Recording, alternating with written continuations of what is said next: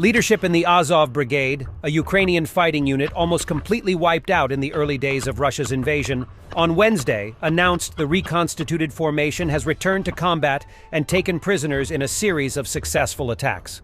A local defense unit originally raised from volunteers living in Ukraine's southeastern Donetsk region, the 12th National Guard Brigade, Azov, was surrounded and effectively destroyed during the Russian army's siege of Mariupol from February 28th to May 20th, 2022. Elements of the newly rebuilt Azov regiment captured 4 Russian servicemen during recent assaults, including a sub-commander in Russia's 228th Motorized Rifle Regiment. Video published by the Azov Public Affairs Unit on Wednesday said. 2 Azov regiment members contacted by Kyiv Post independently confirmed the report. Azov did not say where the operation took place, but both they and Russia's 228th Motorized Rifle Regiment have been fighting in Ukraine's eastern Luhansk region. A September 20th report from the Institute for the Study of War said the 228th Motorized Rifle Regiment was operating near Kreminna, and headcam footage from the Azov Brigade places them in the same area at the time. A separate statement from the Azov regiment said members of the Russian Storm Z unit, generally considered a poorly trained formation made up typically of individual soldiers the Russian High Command considers relatively expendable, also were hit by the Azov assault. One man said he holds the rank of private rifleman in Russian Army Military Unit 22316, 228th Regiment, and tells the questioner he has received good treatment from his captors. He said he was a civilian reservist working as a tractor driver and forced to return to military service in October 2022, and claims he did not want to fight in Ukraine and that he regrets having been sent to the front line. The Azov attack came suddenly and left Russian troops under attack, no alternative but surrender, he claims. We were just sitting in the trench when the shooting started. There was no way out, and then Ukrainian troops arrived, the soldier said. A man identifying himself as a sub-unit commander within 228th Motorized Rifle Regiment, whose name was withheld, said at the questioner's prompting, "I'm sending greetings to my mom and dad, I'm fine," and says Ukrainian troops treated him well and gave him proper medical treatment for wounds suffered in battle. A third POW told captors he had been serving in the Russian Navy as a senior sailor, and on November 1st chose to volunteer for service in the Army, signing a 6-month contract. He said unemployment was a motivator for Russian citizens to volunteer to serve in forces invading Ukraine. The Russian government pays him 150,000 to 180,000 rubles, $1,543 to $1,852 a month for wartime service in Ukraine, he said. Originally raised as a unit with volunteers drawn initially from Ukrainian football, soccer fans, and pro-Ukraine political groups in 2014, during Russia's first invasion of Ukraine, the Azov Brigade established itself as a unit with a reputation for fighting hard and die-hard commitment to Ukrainian independence from Moscow's rule.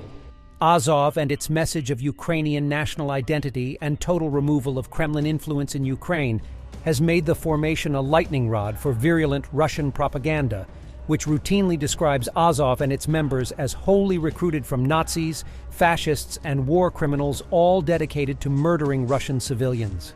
Independent media in Ukraine and East Europe, among them Kyiv Post, have rubbished Moscow claims that Azov is a pack of Nazis, mostly describing the formation as one of the armed forces of Ukraine's, AFU, more motivated fighting units. The Kremlin narrative has nonetheless persisted in mainstream media in some Western countries and in China and the Middle East. According to Ukrainian officials and accounts of Azov regiment family members, around 2,000 Azov fighters remain in custody in Russian prisons in grim conditions, without access to sufficient nourishment or modern medical care. Russian authorities have claimed many of the Azov detainees are guilty of war crimes and subject to prosecution under Russian law.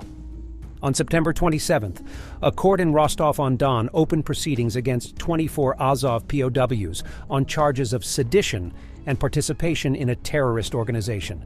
The New Voice of Ukraine tweeted. Ukrainian and international observers have called it a kangaroo court in the tradition of Soviet purges. On July 29, 2022, explosions hit a Russian prison facility in the Donetsk town of Olenivka, killing at least 40 Azov POWs and injuring at least 130. Russian authorities at the time claimed Ukrainian artillery hit the facility to prevent Azov members from making public information about unspecified Ukrainian war crimes. Ukrainian authorities and Azov representatives said the blasts took place after Russian warders cleared barracks and concentrated selected Azov prisoners tightly in a single building, that the detonations went off inside the building, and that no artillery hit anywhere. A soldier present in the prison at the time of the attack in a recent Kyiv Post interview corroborated the Ukrainian version of events. "We will destroy 1 million, 2, 3, 5 million Ukrainians. We will destroy them, but we will win." Pavlo Gubarev, terrorist Russian army soldier, Ukrainian collaborator with Russia, separatist, political and public figure of the so-called DPR, who participated in pro-Russian protests in Ukraine in 2014. He openly calls for genocide. Otherwise, says Gubarev, Russia will fall apart. У нас выбор-то невелик. Мы можем либо победить, либо проиграть. Мирное соглашение тактически может быть, но в том, что замерить эту ситуацию, когда, по сути, мы пришли в конфликт на уничтожение, то есть или мы их, или они нас. У меня в Википедию добавили цитату, где я говорю, что мы победим все равно, мы уничтожим 1, 2, 3, 5 миллионов украинцев уничтожим, но победим. И нет, это прям большой цитаты. И это не от моей кровожадности, это просто факт. Нам придется или победить, или проиграть. А проиграть — это деколонизация России, расчленение ее и грабеж. Вот, с удесятеренной скоростью. Обнищание населения, вымирание его коренного населения, его замещение различными этническими группами мигрантов и освобождение планеты от русского народа. Я так это называю. Задача стоит так. Police in the occupied part of the Kherson region have reportedly confiscated 38 blocks of explosive reactive armor from a farmer who was using them to cook food for his livestock.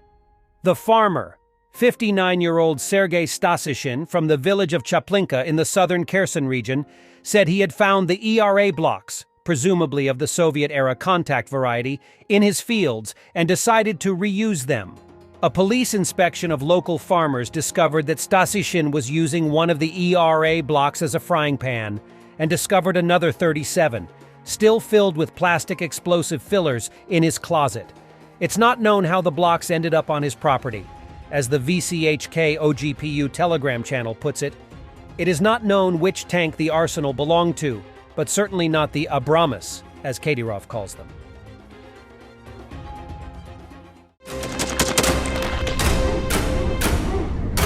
Thanks for watching, and don't forget to subscribe. Also, if you want to support Warthog Defense, please become our member and get early access to new videos, exclusive members-only videos, and become administrator in comment section. The membership link is in the description.